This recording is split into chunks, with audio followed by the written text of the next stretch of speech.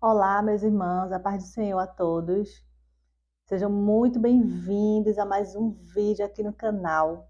E hoje nós vamos estar falando sobre a lição número 11 da Escola Bíblica, essa lição da CPAD. Estamos com o seguinte título da lição de hoje: Cultivando a Convicção Cristã. Então, todo o assunto dessa lição tem sido assuntos bem relevantes para o nosso tempo agora, né? E nessa lição nós vamos estar falando sobre convicção espiritual, convicção moral e convicção social. O que é convicção? O que significa isso? Convicção é convencimento, é certeza, é a crença ou opinião firme a respeito de algo, né? É uma persuasão íntima, certeza fundamentada e adquirida por demonstração. E aí, nos nossos dias, né, muitas vezes a gente pode olhar para alguém e alguém que passa por tantas situações complicadas, né, provas, pode pensar como que a pessoa consegue passar por tudo isso e permanecer ali firme na fé, firme com essa convicção em Cristo e apesar de tudo que tem passado, não abandona a fé. Então, isso é a pessoa ter convicção daquilo realmente que está seguindo, da fé que ela tem em Cristo. Então, quando nós passamos, né, também por nossas experiências, por nossas provações, e muitas vezes a gente realmente acha que não vai conseguir, mas a gente tem a convicção, temos a nossa fé, e aí Deus, ele nos renova, né? Ele nos dá vitória e a gente consegue passar pelas tribulações, pelas provações, consegue passar pelas situações adversas que sobrevêm sobre as nossas vidas. E também nós sabemos, né, por meio do Evangelho, que a única pessoa que pode e que tem o poder de nos persuadir e nos convencer intimamente dos nossos pecados é o Espírito Santo, né? E também de transformar a nossa vida, de produzir em nós o novo nascimento e também de nos fazer ter a certeza da vida eterna. O texto áureo da nossa lição está em 1 Tessalonicenses 2, o versículo 3, que diz assim: Porque a nossa exortação não foi com engano, nem com imundícia, nem com fraudulência. Então, o que é que Paulo estava querendo dizer aqui com relação a isso, né? Paulo, ele esteve no meio do povo aqui de Tessalônica com muita humildade, com muita simplicidade e também com sinceridade. E isso, sem dúvida, era o aspecto de maior conforto, né, para o apóstolo. Era o que? A percepção de sua própria sinceridade, e isso foi um dos motivos do seu sucesso.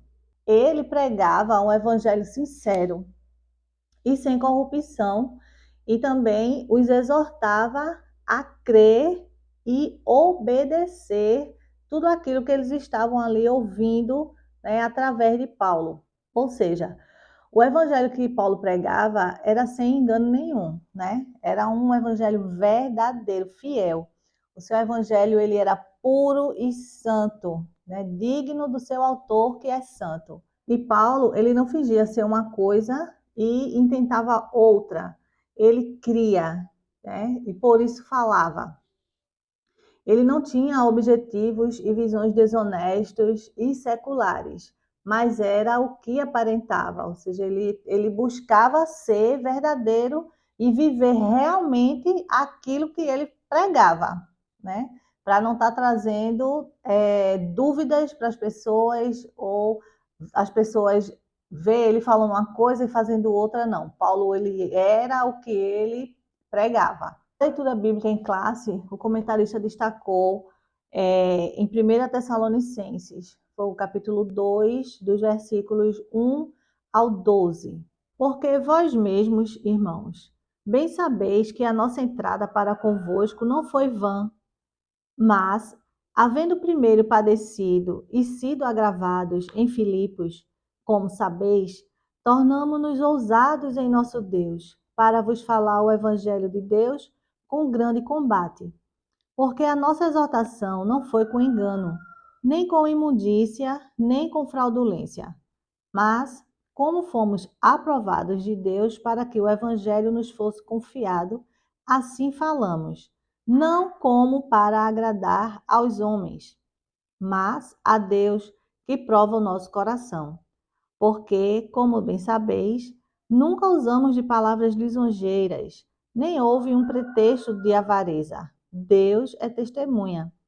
E não buscamos glória dos homens, nem de vós, nem de outros, ainda que podíamos, como apóstolos de Cristo, ser-vos pesados. Antes fomos brandos entre vós, como a ama que cria seus filhos. Assim, nós, sendo-vos tão afeiçoados, de boa vontade, quiséramos comunicar-vos não somente o Evangelho de Deus, mas ainda a nossa própria alma, porquanto nos éreis muito queridos. Porque bem vos lembrais, irmãos, do nosso trabalho e fadiga, pois, trabalhando noite e dia, para não sermos pesados a nenhum de vós, vos pregamos o Evangelho de Deus. Vós e Deus sois testemunhas de quão santa, justa e irrepreensivelmente nos ouvemos para convosco, os que crestes. Assim como bem sabeis de que modo vos exortávamos e consolávamos a cada um de vós, como o pai a seus filhos, para que vos conduzisseis dignamente para com Deus, que vos chama para o seu reino e glória. Paulo, ele estava respondendo a certas dúvidas ou críticas sobre o seu ministério. As circunstâncias turbulentas e a natureza apressada da partida de Paulo e da sua equipe lá de Tessalônica trouxe ali algumas desconfiança para algumas pessoas quanto ao compromisso de Paulo com a igreja tessalonicense. Paulo defende implicitamente seu ministério do evangelho e, ao mesmo tempo, ao lembrar a obra dos seus companheiros, oferece aos tessalonicenses um padrão de serviço, de amor que podia ser seguido. E mostra ali a eles que o que ele estava fazendo era uma coisa, era uma obra verdadeira, né? E era com amor, e isso aí poderia ser seguido por eles, sem eles terem dúvidas da responsabilidade e do compromisso que Paulo tinha ali com aquela igreja. Paulo também está interessado em lembrar aos Tessalonicenses o ministério do Espírito. Foi o Espírito que fez com que o Evangelho, ou seja, a palavra, chegasse até eles com poder e plena convicção. Ele não tinha chegado lá com palavras vãs, com enganações, né, com fábulas, mas foi no poder do Espírito Santo que ele chegou e pregou ali o Evangelho para os Tessalonicenses. Diante de tantas incertezas atuais, né, que têm sido muitas, e também os ataques que têm acontecido, né, às doutrinas bíblicas, é indispensável ao crente cultivar uma profunda convicção cristã. Nós precisamos ter essa convicção guardada dentro de nós. Precisamos conservar, guardar, lembrar o modelo das sãs palavras que temos nas Sagradas Escrituras. Temos que nos dedicar a este modelo em oposição a todas as heresias e doutrinas falsas que corrompem a fé cristã. Então, nós precisamos ter a palavra de Deus guardada em nosso coração e ter essa convicção, né, da nossa salvação, da nossa fé em Cristo, para poder a gente vencer todas as falsas doutrinas que querem muitas vezes nos desvirtuar e nos tirar realmente do caminho da fé cristã verdadeira. O primeiro ponto da nossa lição está falando sobre convicção espiritual e está englobando aí 3 subtópicos que são o poder do Espírito, a confiança em Deus e a fidelidade na pregação.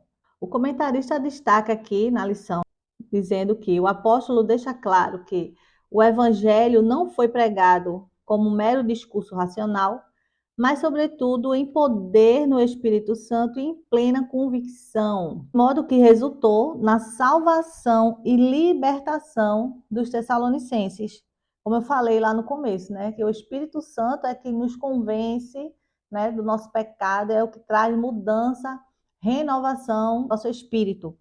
E aí, como ele veio com essa convicção, com essa pregação, com o poder do Espírito Santo, né? Pelo poder do Espírito Santo, então isso aí resultou na libertação, na salvação dos tessalonicenses. Podemos afirmar que, na ausência de convicção espiritual, a palavra de Deus é reduzida a mero intelectualismo humano e seu resultado é ineficaz na transformação de vidas. Então, se não tem essa convicção espiritual, né, a palavra de Deus ela não vai produzir o efeito eficaz da transformação na vida daqueles que estão ouvindo-a. E a gente pode ver a ação, né, desse poder do Espírito Santo em toda a palavra de Deus. A gente vê a atuação de João Batista, né, através do poder do Espírito Santo, o próprio Jesus também, no seu ministério terreno, agindo através do poder do Espírito Santo. A igreja primitiva, né, lá no Atos dos Apóstolos, a gente vê o poder, a ação ali do Espírito Santo o tempo inteiro agindo. E o Espírito Santo habita em todos os cristãos genuínos. Cada um de nós é o templo dele e ele nos capacita a guardar o evangelho puro e incorrupto. Mas, mesmo assim, nós devemos usar todo o nosso esforço para guardar esse bom depósito. Porque o auxílio e o habitar do Espírito Santo não excluem os esforços das pessoas, mas estão em harmonia, né? Então, nós precisamos fazer a nossa parte, o Espírito Santo faz a parte dele, que eu creio que é a maior, e nós precisamos fazer a nossa parte. O comentarista destacou o seguinte aqui no subtópico Confiança em Deus. Na cidade, em meio às lutas e com ousada confiança, anunciaram a Cristo. Nessa perspectiva, somos encorajados a não desfalecer na pregação do Evangelho, mas, confiados em Deus, jamais recuar, mesmo diante das ameaças de prisão ou de morte. Deus, ele conhece de antemão as aflições futuras do seu povo e os adverte acerca dessas aflições. Deus também, ele acautela, né, o seu povo contra essas dificuldades que estão por vir, por meio do seu conselho. Como ele diz lá em Apocalipse, né? Nada temas das coisas que hás de padecer. Isso não é somente uma palavra de ordem, mas de eficácia. Ao mostrar ali, né, para o povo como os seus sofrimentos serão aliviados e limitados. Em primeiro lugar, que não seriam todos, não é? Mas apenas alguns lançados na prisão, os que forem mais capacitados para suportá-la. Em segundo lugar, não seria para a eternidade, teria um tempo específico, um tempo determinado que eles iriam passar por aqueles sofrimentos. Em terceiro lugar, também seria para prová-los e não para destruí-los, para que a sua fé e paciência e coragem fossem provadas e aumentadas e servissem para honrar e glorificar a Deus. E isso a gente vê, né, na nossa vida, na vida das pessoas que estão ao nosso redor, na nossa comunidade de fé, quando estamos passando realmente por provações, por sofrimentos, situações adversas que sobrevêm repentinamente sobre as nossas vidas, e tudo isso é para nos provar. E aí nós temos que ter essa convicção de fé e nos manter firmes na palavra de Deus, firmes, convictos que tudo isso aí é apenas realmente para nos fortalecer espiritualmente e para que o nome de Deus seja glorificado através de todas essas circunstâncias e situações que a gente guerreia e que a gente vence cada uma delas. A gente vê, né, Paulo, quando ele foi para Jerusalém, o Espírito Santo avisando ele que ele iria, o que estava esperando ele lá eram prisões, eram, no caso, perseguições, e mesmo assim ele disse: Não, eu não estou preocupado com isso, né? Vamos dizer assim. Eu estou pronta para não só para ser preso e nem sofrer perseguição, mas também até para morrer pelo Evangelho de Cristo, né? Então, ele tinha essa convicção, ele sabia em quem ele cria, e nós também precisamos ter essa convicção, porque tudo isso aí ficou para exemplo da igreja, né? Terceiro subtópico sobre fidelidade na pregação, o comentarista destacou aqui o seguinte: não foi com engano, nem com imundícia, nem com fraudulência, né? Que Paulo ele chegou ali para pregar o evangelho para os gentios. Então mostra que a doutrina cristã não procede de fábulas inventadas, condutas imorais ou de artifícios para seduzir as pessoas a crerem em mentiras. Dessa forma, o propósito do apóstolo não era o de satisfazer seus ouvintes com falsos discursos. Nesse sentido, somos exortados a manter fidelidade na pregação, repudiar os falsificadores da palavra de Deus e anunciar Cristo com sinceridade. Hoje, nos nossos dias, é fácil, né, de vermos pessoas, vamos dizer assim, subtraindo a palavra de Deus, porque pregam, né, da forma que acham que deve, que entendem, e não traz realmente ela como ela é. O caminho da salvação por meio de Jesus Cristo é eminentemente o plano de Deus, a sua mais excelente ideia.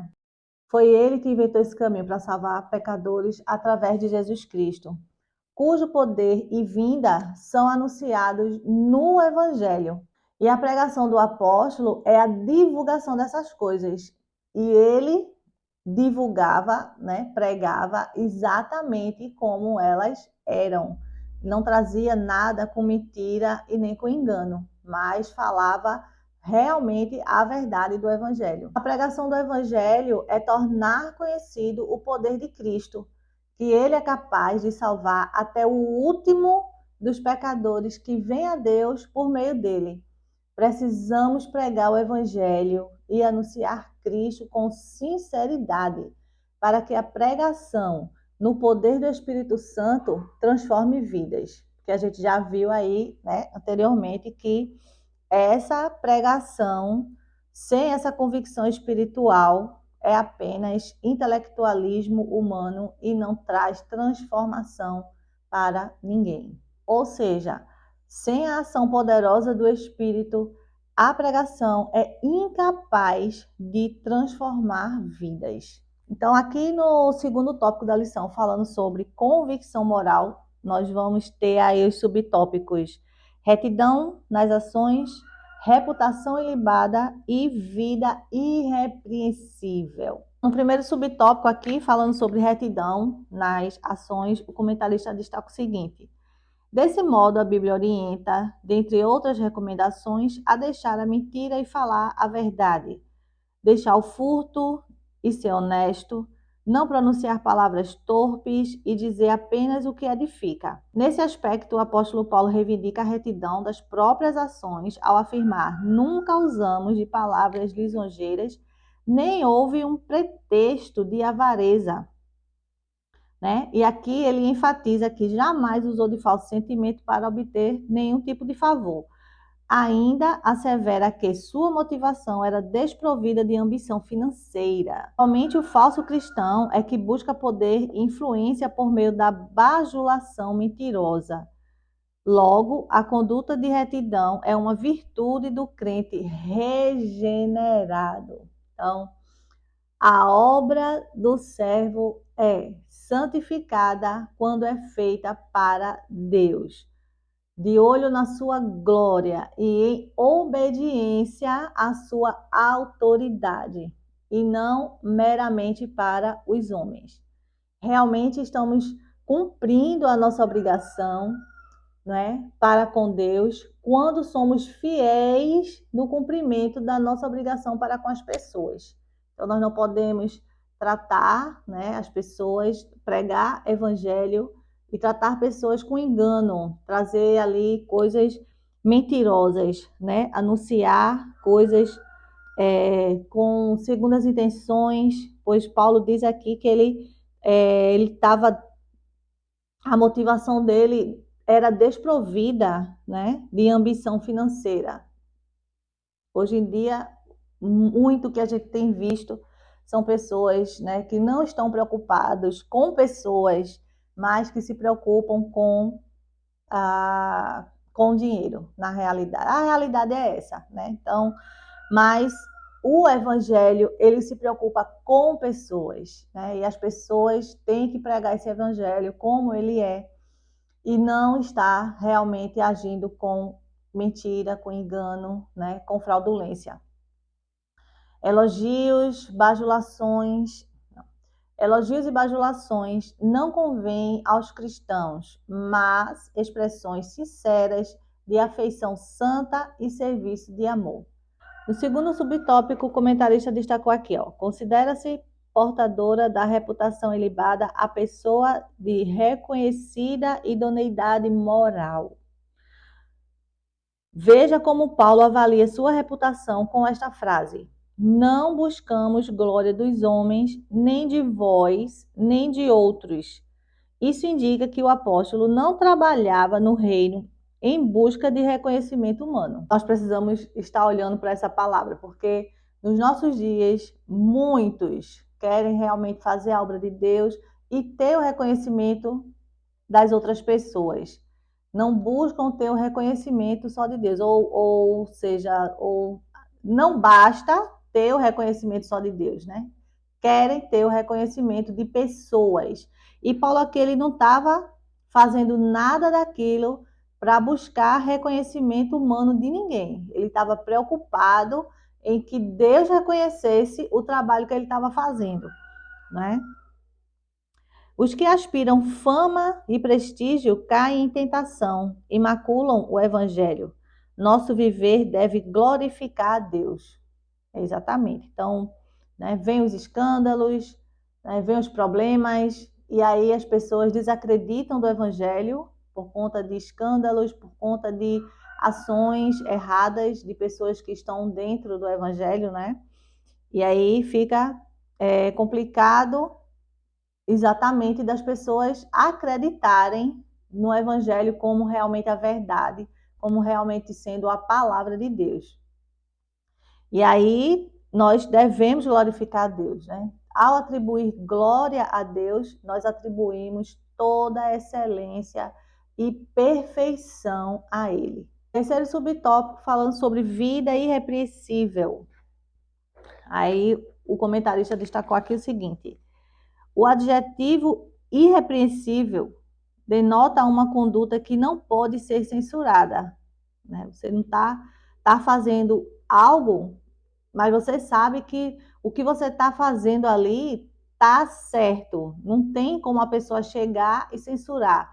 É como Daniel, né? Estava lá na Babilônia trabalhando. O pessoal foi buscar coisa ali contra o trabalho dele, mas não tinha, porque ele não fazia nada errado.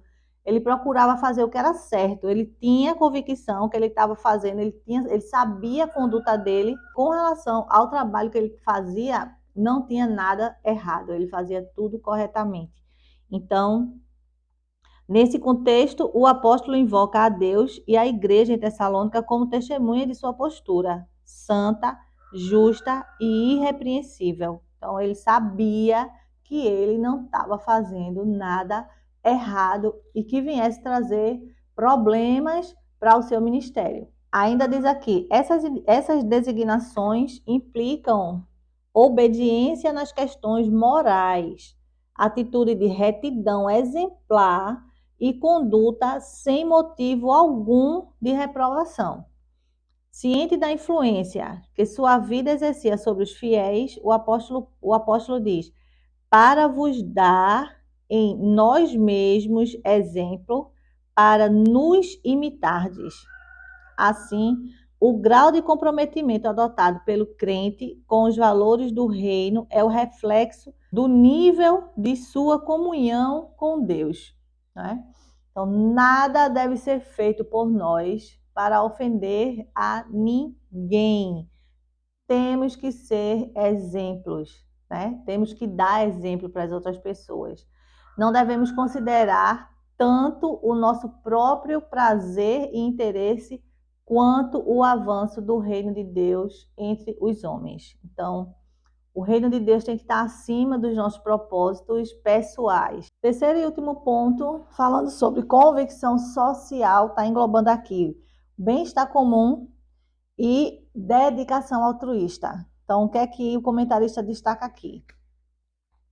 No primeiro subtópico, falando sobre o bem-estar comum, ele destacou aqui o seguinte: o papel da igreja é o de proclamar o evangelho e aliviar o sofrimento, promovendo o bem-estar social entre os irmãos.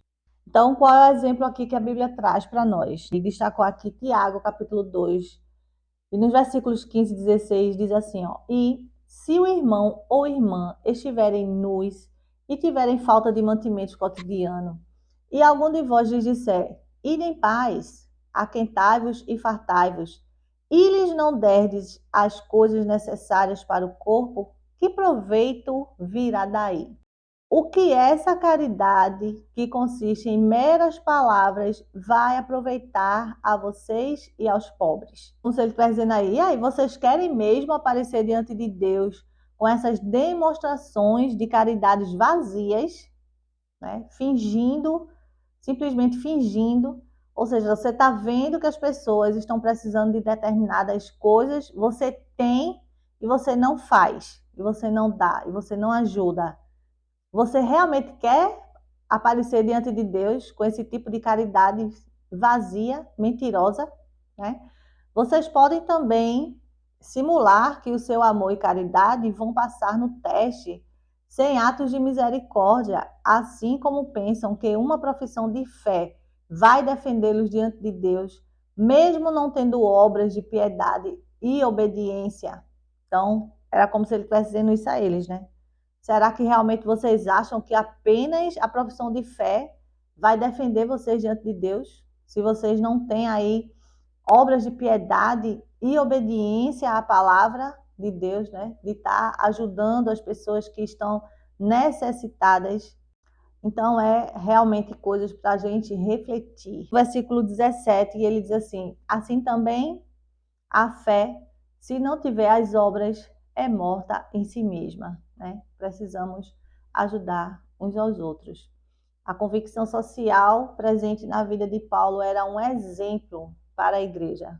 Com relação aqui ao terceiro e último subtópico, falando sobre dedicação altruísta. O apóstolo se dedicou com profundo altruísmo na propagação do evangelho. Apesar do direito inerente ao seu apostolado, ele decidiu nada receber. Recordava aos irmãos do seu trabalho e fadiga, pois, trabalhando noite e dia para não sermos pesados a nenhum de vós. Para não se tornar um fardo para a igreja, ele se desgastou numa atividade. A Bíblia, ela não está condenando aqui a provisão financeira para os obreiros. Paulo também deixou isso claro, que cada um que prega o evangelho, que viva do evangelho, porque o obreiro é digno do seu salário, né, como ele falou ali para Timóteo, mas ele abriu mão, né, de receber qualquer coisa lá dos crentes da igreja de Tessalônica, porque ele viu realmente a pobreza ali do povo e preferiu trabalhar.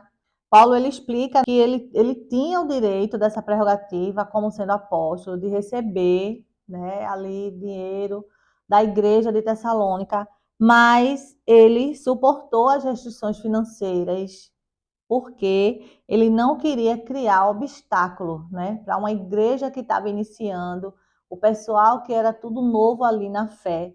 Ele não queria trazer problemas e nem ser obstáculo para o povo ali com relação a isso, de querer ou ser chamado, né, de charlatão, ou dizer que estava ali pregando só por dinheiro. Então, ele abriu mão de tudo isso e realmente ele foi trabalhar para poder ter o seu próprio sustento, mas não ficou acomodado, querendo receber o dinheiro ali da igreja de Tessalônica. Nesse sentido, aprendemos que o amor sacrificial e o trabalho voluntário e despreendido são essenciais para o crescimento do reino e deve fazer parte de uma profunda convicção cristã, pois o crente regenerado possui uma conduta de retidão e uma vida irrepreensível.